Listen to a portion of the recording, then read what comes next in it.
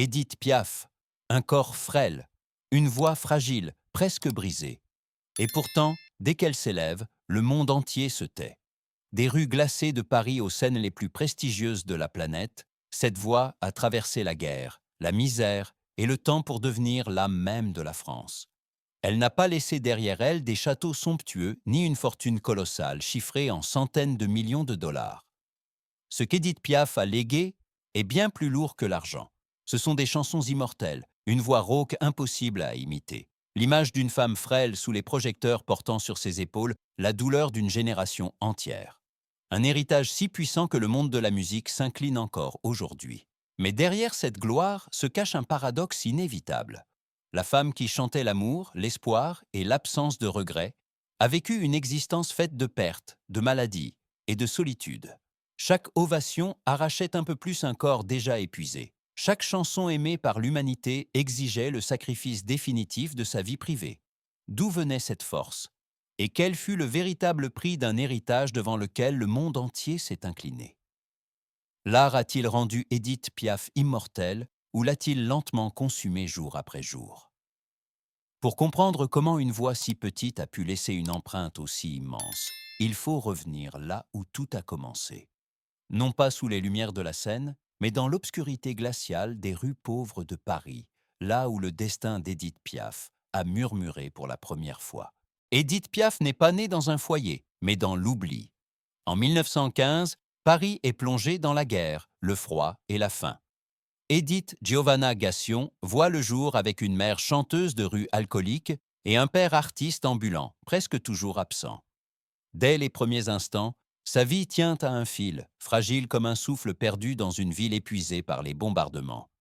Personne ne peut réellement s'occuper de l'enfant. Elle est confiée de main en main, avant de grandir dans une maison close tenue par sa grand-mère.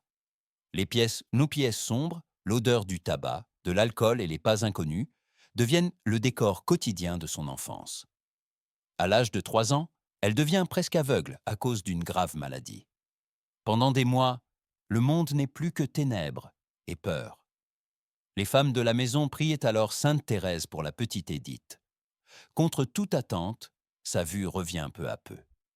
À partir de ce moment, Édith est convaincue qu'une destinée l'attend. En grandissant, elle suit son père dans les rues de Paris. Lui se produit, elle chante pour quelques pièces jetées par les passants. Pas d'école, pas de foyer, pas d'enfance au sens ordinaire. Seulement des trottoirs froids, des lampadaires vacillants et une voix juvénile qui résonne dans le vent nocturne. C'est là que sa voix se forge, non par la technique, mais par la solitude et le besoin vital d'exister. Dans cette misère et ce silence, un rêve fragile prend forme. Un rêve sans promesse ni garantie, mais assez fort pour maintenir Édith Piaf debout face à l'ombre du destin. Les années de jeunesse d'Édith Piaf se déroulent sur les trottoirs de Paris, où chaque nuit devient une épreuve de survie. Elle chante au milieu du bruit des voitures, sous les regards indifférents de la foule, dans un froid mordant. Pas de scène, pas de micro, pas de projecteur. Seulement une voix frêle, chargée d'une douleur suffisante pour arrêter les passants. Chaque pièce tombant dans un vieux chapeau représente une journée de plus à vivre. Le destin bascule lorsqu'un homme s'arrête pour l'écouter réellement. Louis Leplé, propriétaire d'un cabaret, perçoit dans cette jeune femme maigre quelque chose d'inédit. Il lui donne le surnom de « la môme Piaf », le petit moineau. Un nom à la fois fragile et combatif, devenu symbole. Dès ses premières apparitions sur scène, Édith chante avec la peur et l'espoir mêlés. Chaque note est un pari sur sa propre existence. Mais la réussite ne vient pas sans heurts. L'assassinat de Louis Leplé entraîne scandale et soupçons, menaçant d'engloutir sa carrière naissante. Édith est mise à l'écart, regardée avec méfiance. Elle frôle le retour aux rues qu'elle a fui.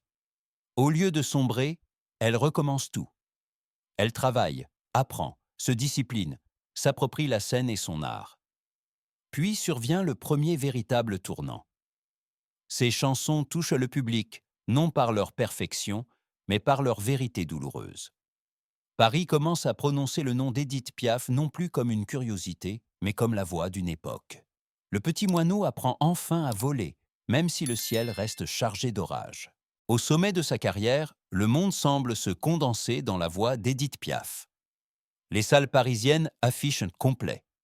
Puis l'Europe, puis l'Amérique. Sous les projecteurs, une silhouette immobile, les mains jointes, les yeux clos. Aucun geste superflu. Une voix suffit pour faire taire une salle entière. Des chansons comme La vie en rose ou Non, Je ne regrette rien deviennent la bande sonore d'un monde cherchant à renaître après la guerre. La célébrité apporte une reconnaissance absolue. Édith Piaf devient la voix de la France, une icône nationale. Mais la gloire a un prix. Chaque concert pousse son corps à bout. La douleur chronique, les accidents répétés et la maladie rongent lentement ses forces. Après les applaudissements, elle rentre seule dans des chambres d'hôtel silencieuses, là où les ovations se sont déjà éteintes. L'amour aussi devient un fardeau. Des relations intenses mais brèves, des pertes irréparables, et surtout la mort de Marcel Cerdan, l'homme qu'elle a le plus aimé. Cette tragédie marque à jamais son chant.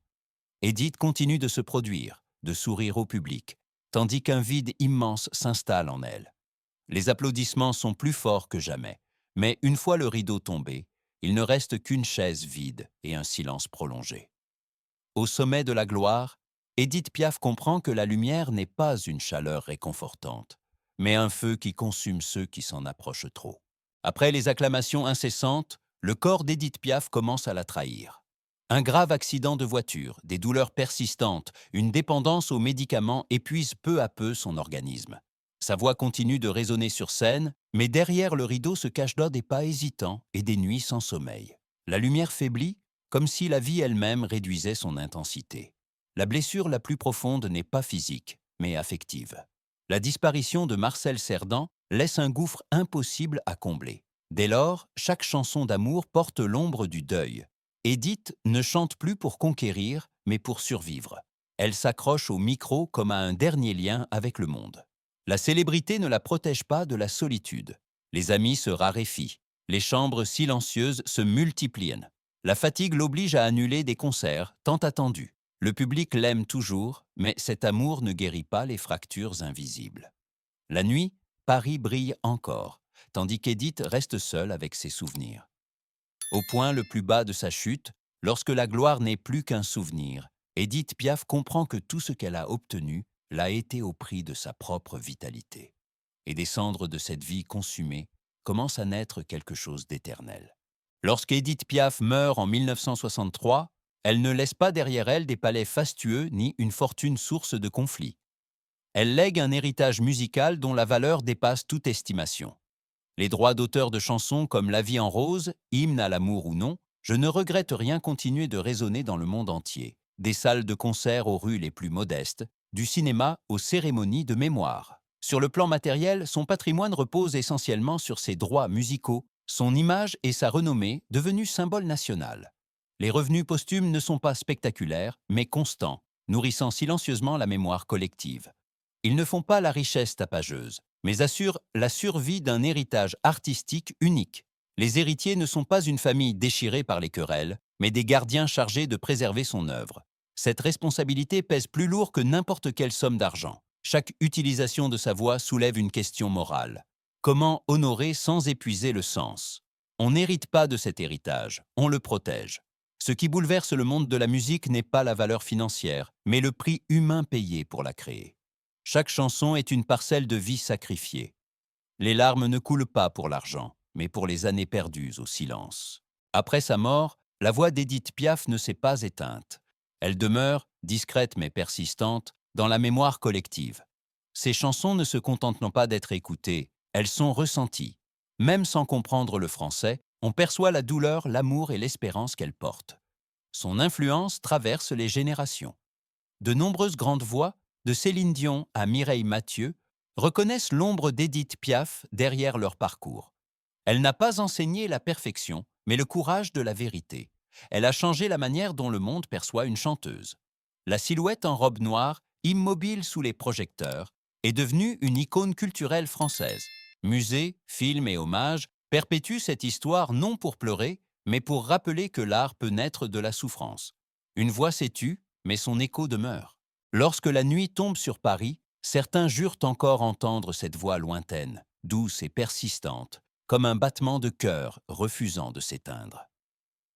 Édith Piaf a quitté ce monde, mais ses chansons vivent sans scène ni projecteur. Elle n'a pas laissé une vie facile à admirer, mais une vie à méditer. Une femme qui a sacrifié sa santé, sa jeunesse et son bonheur pour offrir au monde des chansons capables de soutenir les âmes les plus fragiles.